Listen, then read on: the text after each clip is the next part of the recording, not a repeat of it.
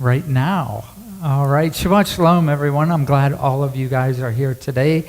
And those online, thanks for joining and being part of our study here in Acts. And as you know, livingmessiah.com's our website. You'll find a donate button there if your heart's leading you that way. And we want to say thank you to all those who have donated and have given to this ministry.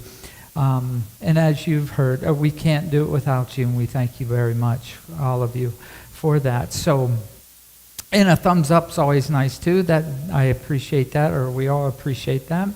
Let me open in prayer, and then we can start getting into the study. Father, Yahweh, great and mighty you are. There is none like you. Father, you are unique. You're faithful to who you are, your words. Father, all will be that you say that will be. Father, we thank you for that faithfulness to your character and you revealing yourself to us through your words, through the identity of your Son, and Father, much, much more. And we thank you for that. Empower us with your Spirit as we continue to walk this path to become more in the image that you desire us to be. We thank you again for your love and mercy that you have poured upon us. Amen. Okay, and as you guys know, comments and questions, there's two mics. Just raise your hand. The mic will find its way to you. And we just ask be as short as possible, and let's stick to the text because we're all going to learn together. That is the whole purpose, and that includes me as well. I enjoy learning alongside with you.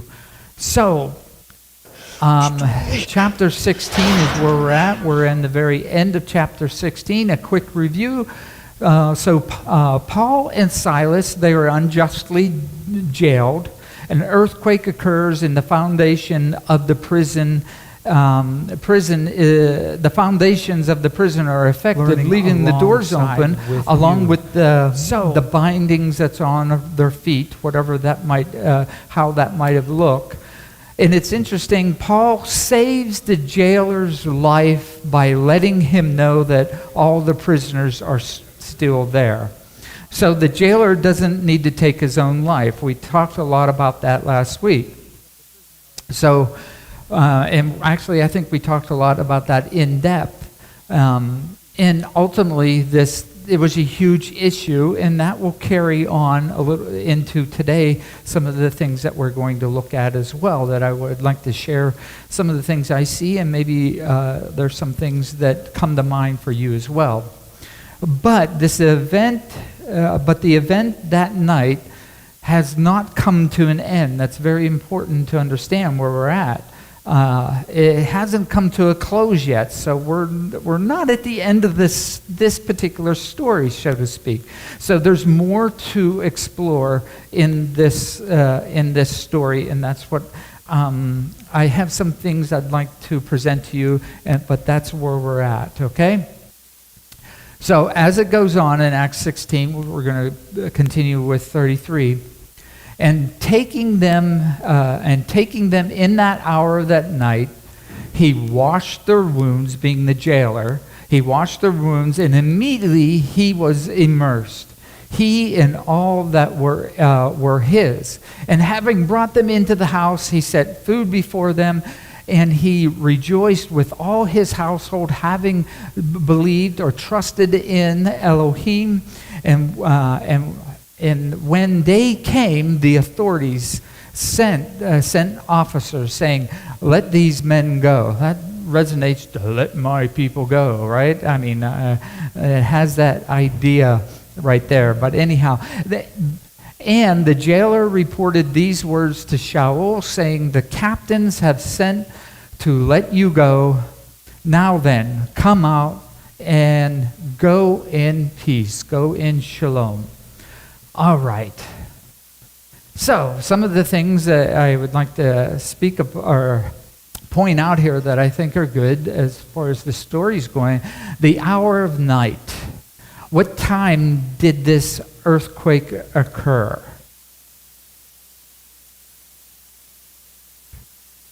Midnight? Yes, it did, and that's what actually the text says too. So, which is interesting, and what that does, it does give us a timeline. So midnight to this breaking of day, this morning, all this has happened. Okay, so you have a time period to go to resonate with all the things that are happening here. So in this time period, you had the earthquake at midnight. And again, from the last couple of weeks, there was a voice, there was light, there was deliverance, there was darkness, because we're at midnight. All this is happening in this particular time frame. So, real briefly, sure, a lot had happened during this time. It's amazing. He, being the jailer, he washed the stripes that had been that Paul and Silas got. Look at it. And taking that hour or that night, he, being the jailer, washed their wounds. That would be Paul and Silas. What wounds did they have? Remember, they got flogged publicly. So they had some wounds. It wasn't a bunch of little taps on the back. It was a flogging. So they had some wounds from that deal. So I use the word stripes because ultimately they were stripes that in some way that they would have occurred, whether on the legs or on the back, don't know. But the jailer knew that he washed the wounds. So there must have been somewhat severe enough for the jailer to know, hey, let's clean you guys up here. All right, I'm sure that's sore. You're not leaning against the wall here. Okay, so he washed the stripes that they had gotten. Now, then it says immediately. Okay, and I question whether it was immediately, but we do know the time frame was pretty short. So immediately, there was immersion going on. Okay? Now, it's interesting if you look where this actually appears in the text from last week. Let me read it all the way through from last week, continuing to what we have today. And they spoke with him, being the jailer, the word of Yahweh. They spoke with him of that word, the word of the Most High. And all the people of his household, it seems like everyone gets immersed. So, going back to what we built on from last week, some kind of change must have occurred. Okay? And this brings us to this immersion, the act of immersion, the act of baptism. And in one way, it does seem, it seems to happen within hours, obviously, in this time frame. So, he heard the words of Elohim, and I'm building upon what I believe that's going on.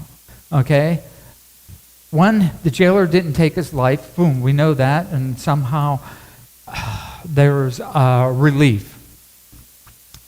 And all of a sudden, with Paul and Silas, through all this, they were spoken, whatever's going on, some kind of dialogue, and the answer to all that dialogue of what was going on was the God of Israel. Okay? And all of a sudden they want to get immersed. Okay? They want to get baptized. And again, this seemed to happen within a small time frame. So I would speculate, and again, this is my own speculation. I would think that there was other things in this jailer's life that were building up to this point. Okay? I have a lot of reasons why I'm presenting it that way. Because on one hand, if we just look at the text and it's like, oh yeah, I hear the word of Elohim and he wants to get baptized, does that seem completely out of seems like there was more going on in this jailer's life. Maybe he was questioning who he was. He was a jailer, all these pagan deities, and all of a sudden this particular event happens at this particular time. Whatever his attitude was, wherever his emotions were, there was something that clicked. And I'm not saying it couldn't be just like that, and all of a sudden he wants to... But I look at all of us as human beings. Does things usually happen just like that? Normally there's things that build up in one's life. And I use my life for one example. When major changes happen in my life, if I look back, it's because, this was happening, this was going on, depression set in. What am I going to do? You know what I'm saying? It wasn't a simple just, I believe there was things. And then there was that point. I believe there is a point where are you going to change or not you going to change? You know, and maybe you had those warning flags in your life at particular times. So, and what was interesting, and last night I was watching this documentary or this podcast live show. Anyhow, this gentleman, I can't remember his name, but he was interviewing this woman, okay? This woman from the age of like 14, lost her grandmother. She went through her whole story. She was into wanting to talk to her grandmother, and that went down. Bottom line, she was drenched in what this New Age movement, which includes self-help books, which includes yoga, which includes reading Torah cards, reading the moon and the stars for destiny and everything else. And what she said is she always there, always depressed, even had her own podcast and was teaching and directing people how to live this spirit life. That the cosmos, grab the energy from the cosmos and you can overcome. But her life, as she was thinking through all these things, she was always depressed, still crying. There were some answers within that whole cosmic thing, but it wasn't fulfilling. There's something, and she said that it just come to one night. I've heard of Jesus through my Christian friend and whatever, and this was an hour and a half that she was talking, so it was interesting. But she said something to the effect, I just said, Jesus. And it's interesting.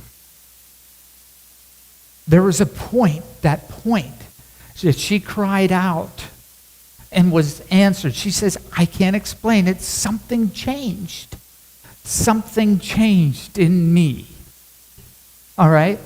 And if I remember right, her talking in the whatever, when I watched it, she might be into this new walk for maybe a year and a half. But I thought it was amazing because she saw that there ultimately was no answers of any substance, so to speak, in the New Age, in all that, in the pantheon of gods and stuff.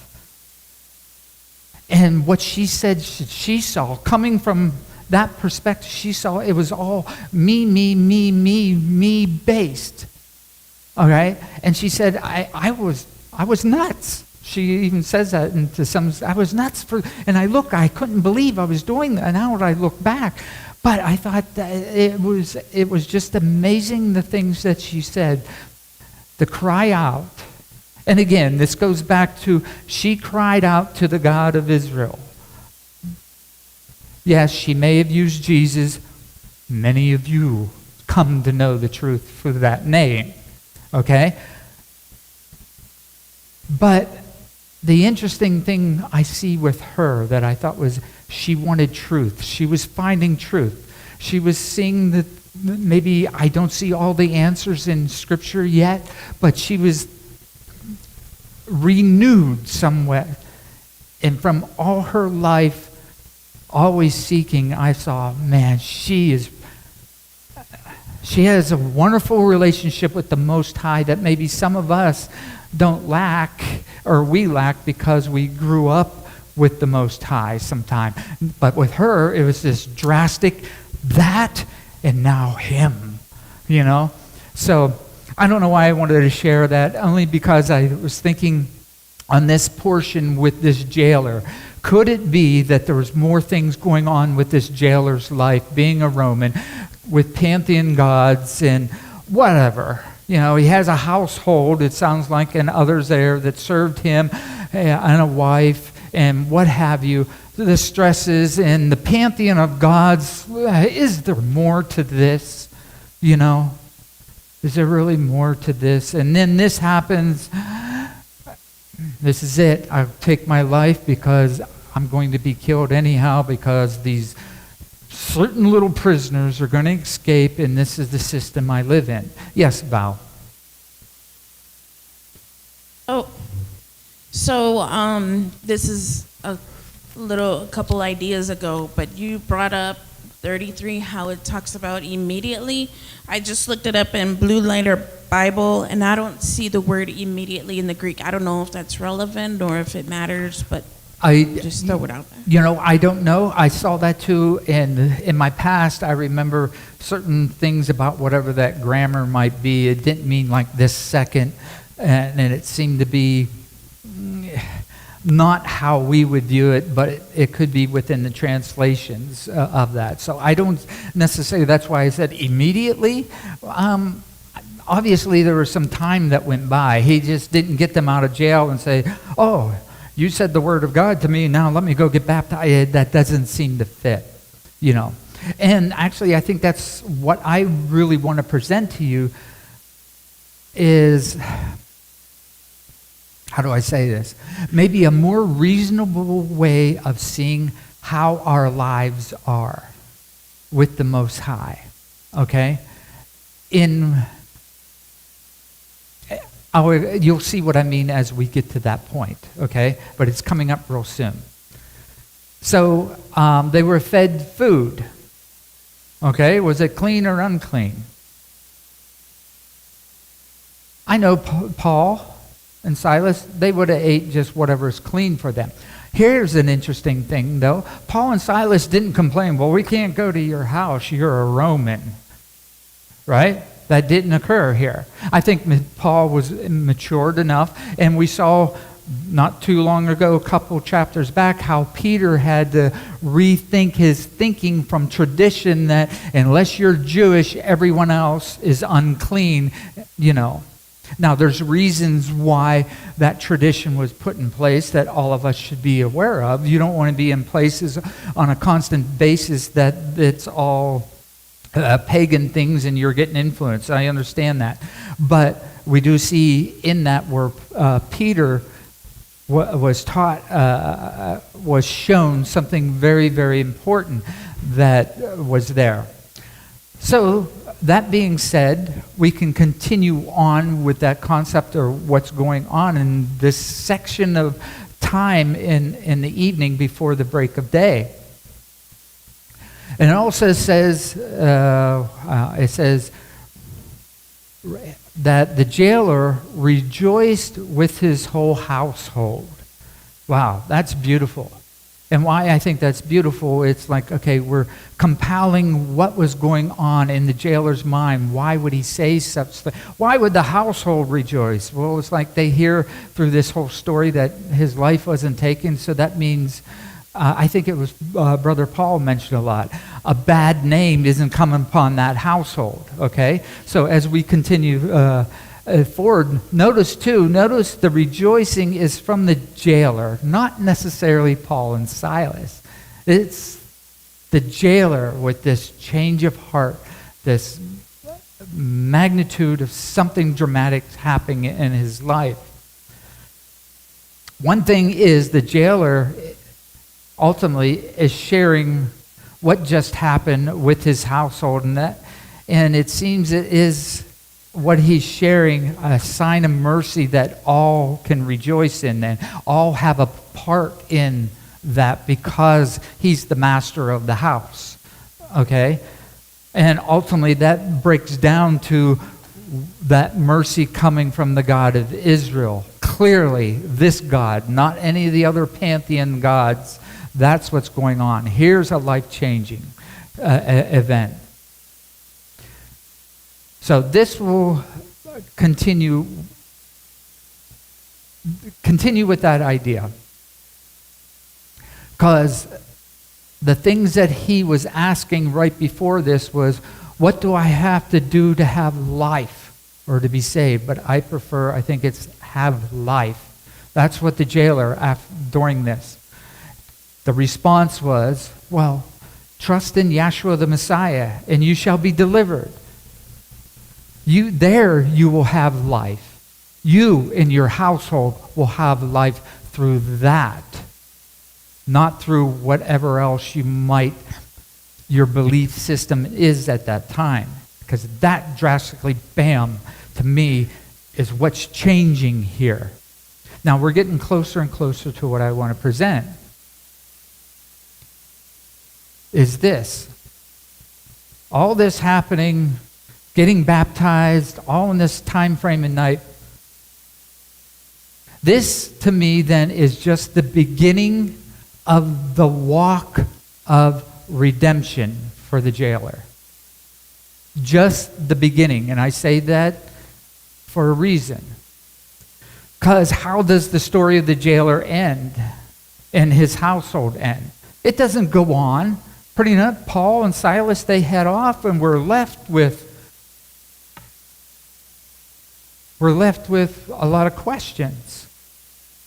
And I think sometimes those questions, or what happened, maybe get filled with incorrect theology on what went on. And I'll point that out. Because that's something very important for us today, I believe. So it doesn't say what happens. Did he continue in his walk of faith? Did he continue to be born again?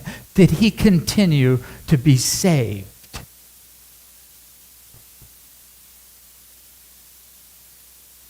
So this story is to be taken as an example, then, that's not complete in someone's faith.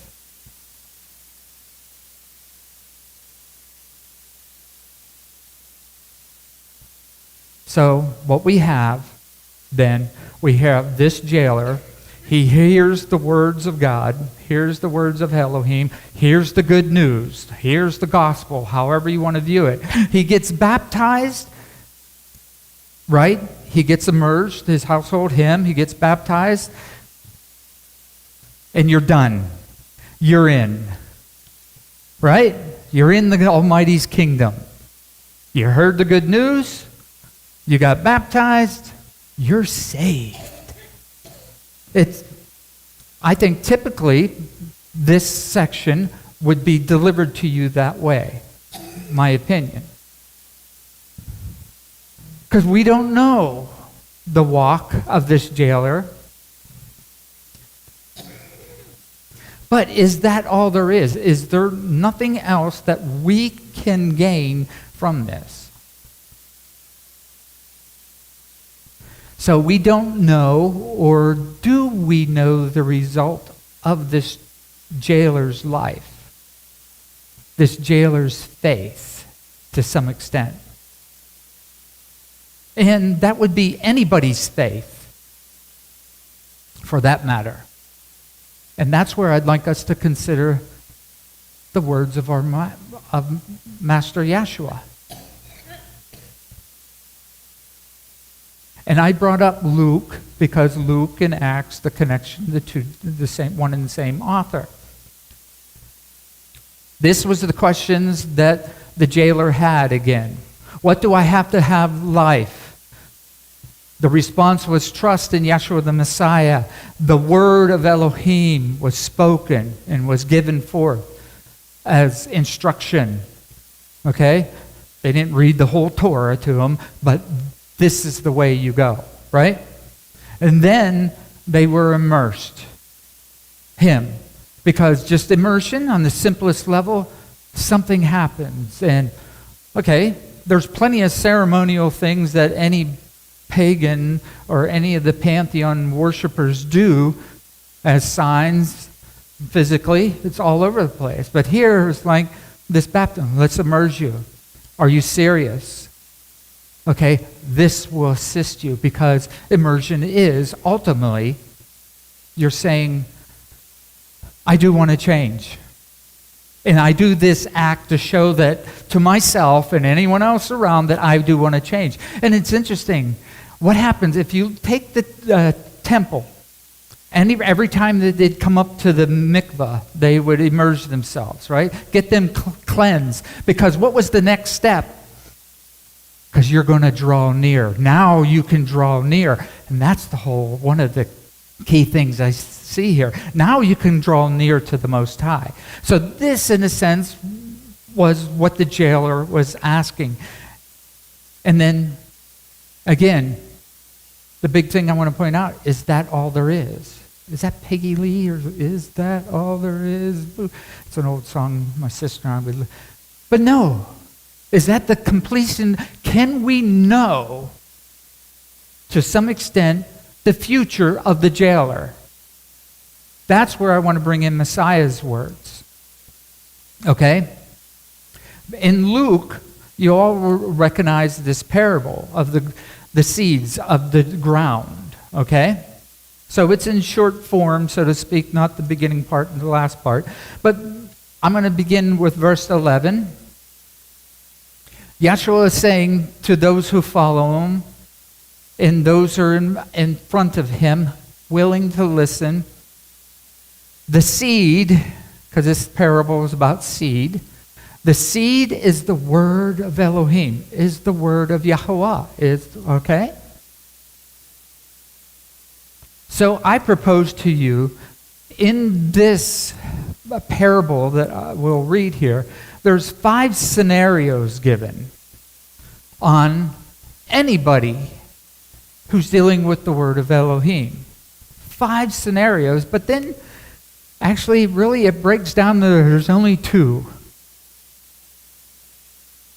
And I'm talking about, can we know the future of the jailer? I think we have a 50-50 chance of knowing what happened in his life. What I'm saying is we don't need the rest of the story. That's the story of the jailer's life, his changing event. It's asking us ultimately how we are going to finish this story. The jailer's story and us personally. Let's read Messiah's words. And those by the wayside, the seed of Elohim, those by the wayside are those who hear, and the devil or the accuser comes and takes away the word from their hearts, lest having trusted or believed, they should be saved. Then it goes on, and those on the rock are those who, when they hear this word from the Most High, receive the word with joy, and that's part of this story, and these have no root, who believe or trust for a while, and in time of trial, they fall away. And that which fell among the thorns are those who, the words of Elohim to those who then have heard, go out and are choked with worries, riches, pleasures of life, lusts, and what have you. And they bring no fruit to perfection. And that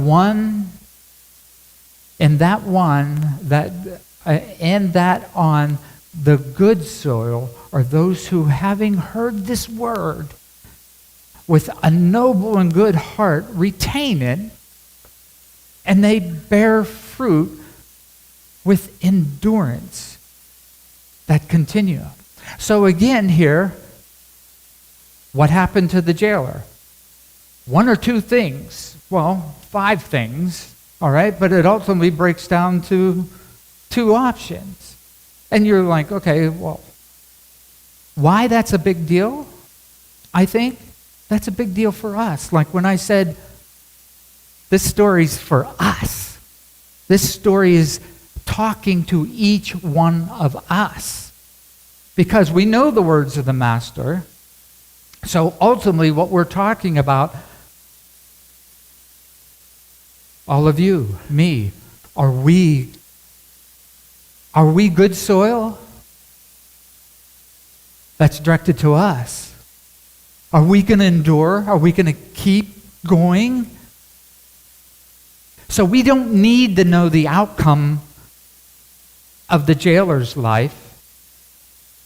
And the outcome of the jailer's life isn't like he believed the gospel, was immersed, and he's saved eternally, and he has to do nothing. That is not what the Master says. He says one who's going to endure with this. That's where Yeshua made it very important. And you have to bear fruit. So you can see this story of the jailer then is about us. And it's a question, are we going to continue? Then it goes on from this parable. Messiah, I don't know that term, he doubles down. He expands it. And no one having lit a lamp covers it with a vessel or puts it under the bed, but he puts it on a lampstand so that those coming in see that light.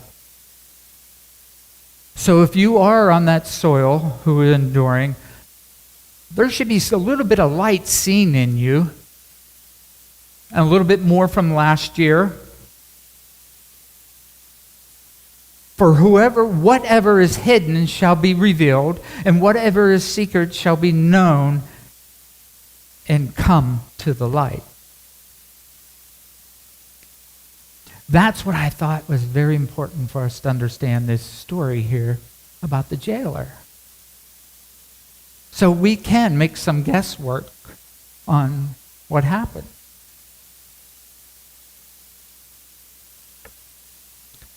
And take him in that hour of that night, he washed their wounds, and immediately he was immersed, he and all that were his. And having brought them into the house, he set food before them. And he rejoiced greatly, wondering how it's going to happen, right?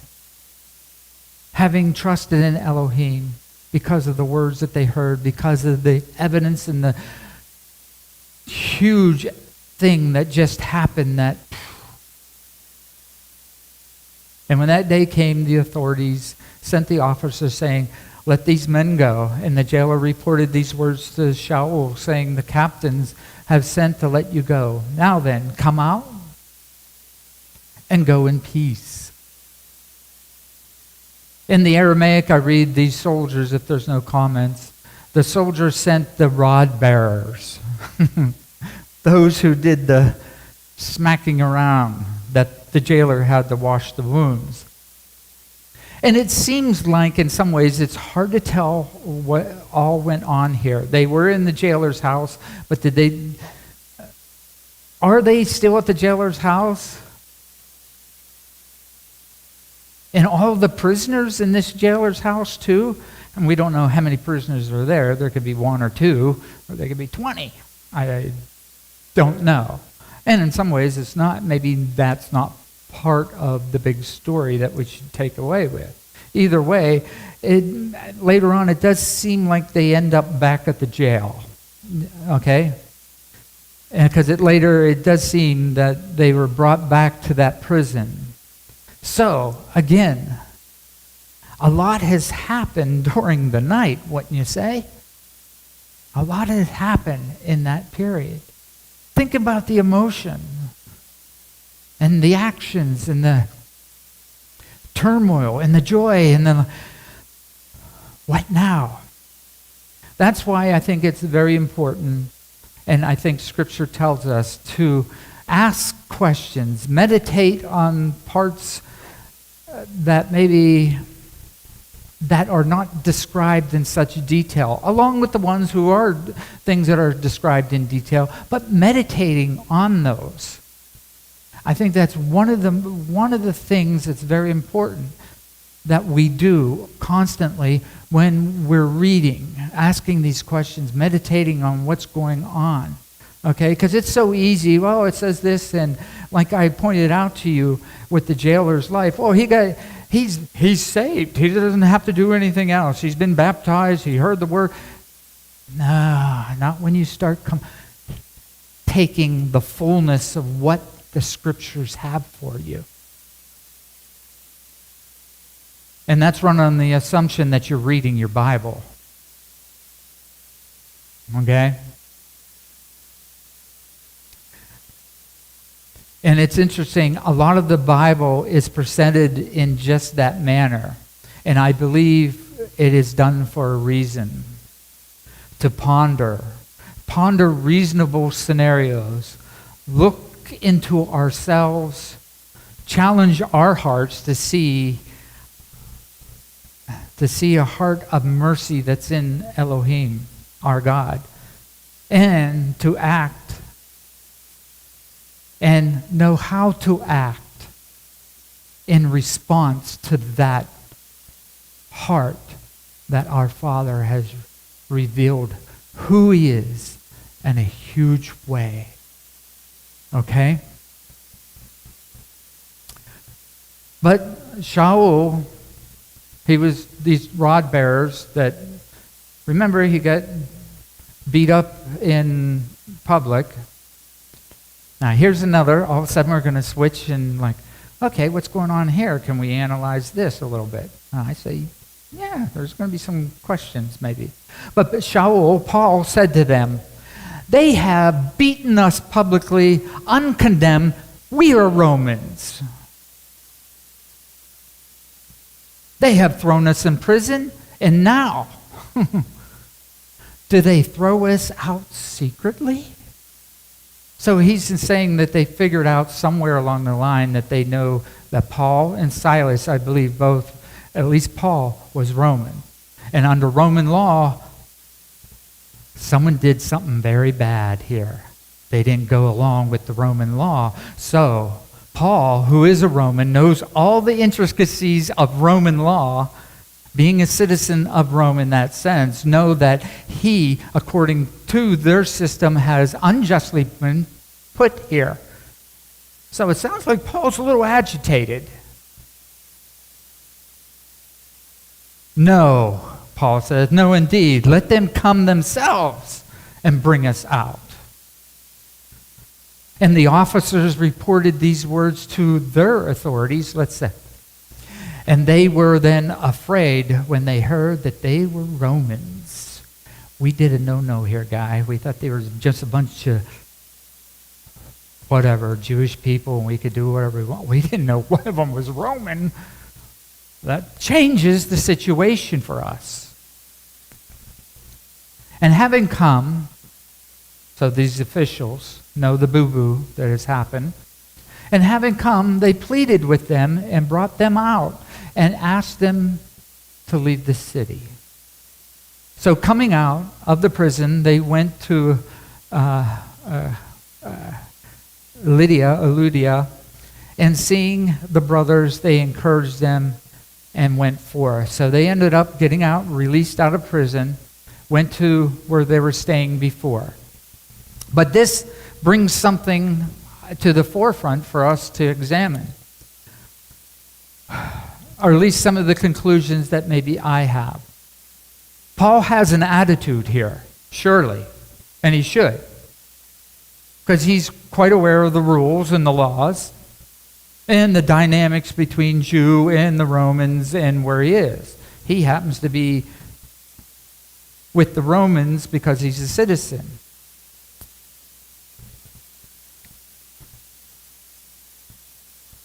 I have this in my notes.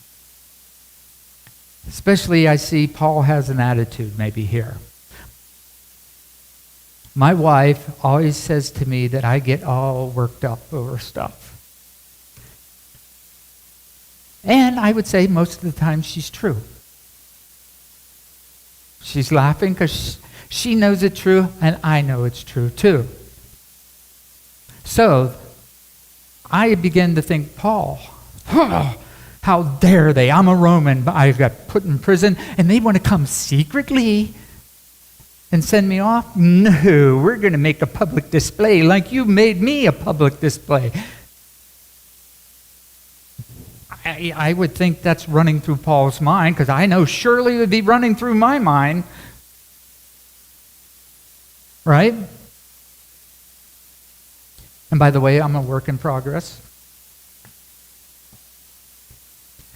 So this idea, I would present to you then, maybe Paul, what's going on, I can only speculate, using the Roman system to accomplish things of Elohim without corrupting the name of Elohim. That's a challenge for us right there.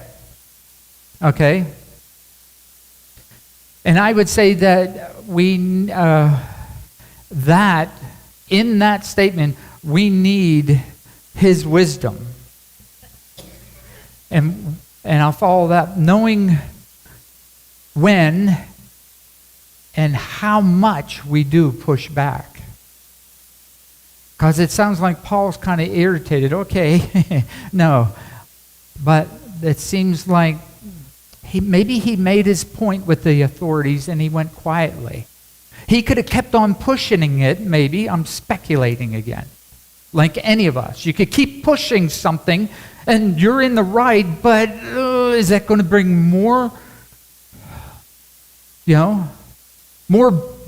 more hills of battle that you have to go up? And I think that's important for our walk here, as this society is, who knows where it's going. Knowing when to push back and when other times just let it be. I don't have an answer for any of you on that, but that's where the wisdom of the Most High comes into play. Because surely we don't roll over and let everything happen, and we don't have a voice and say, sorry, abortion is murder. Not going to convince me. All right? Or your truth isn't isolated to you. Truth is shared by all, and you have a personal truth for yourself. It doesn't work. It doesn't work for you. It doesn't work for me. It doesn't work for anybody. And the Most High, it doesn't work for him regardless. So yes, there's these simple things. But again, how far do you push? I don't know. I'm challenged with that all day. Because in this, Paul, like I was saying, he was born a Roman citizen. He had a privileged life. Guys, when you look at the rest of the world, I know you've seen it through YouTube or whatever. We're privileged. So Paul had that privileged life to us, because it's amazing when you look at that. And there's a lot to be said about that, but we always should have that heart of knowing that we are extremely blessed. But Paul knew how to handle himself. Maybe he caught his anger and said, no, I'm going to hold back here. He didn't take any bribe. Okay, we can work this out, guys. I'm not going to say anything so you guys don't get in trouble, because most likely if that got out too, you would have been killed too, because of maybe some kind of law that you would have been held to. So maybe Saul here even saved these authorities' life, or grief in these authorities' in their lives to some extent. That's, again, a hard one, because it was this system that put Paul there. And in some ways, he had every right to be bent on them and what they did to me, and you go on, and I'm going to get them all back, and the jailer, just kill yourself, and these authorities, and you're going to get yours coming to you. But Paul didn't do that, regardless how much maybe possibly he said that he wanted to. So I would suggest within Paul is the heart of the Father, is the heart of the Yeshua, our Messiah, coming out. in that whole process that we deal with every day with who we follow. I know I do, and I know I'm not the only one by looking at all of you. I know some of your intricacies of your life, and I know you're a human being following after Yeshua, so you're no different than Paul, struggling with this relationship with his Creator, just like each and every one of you.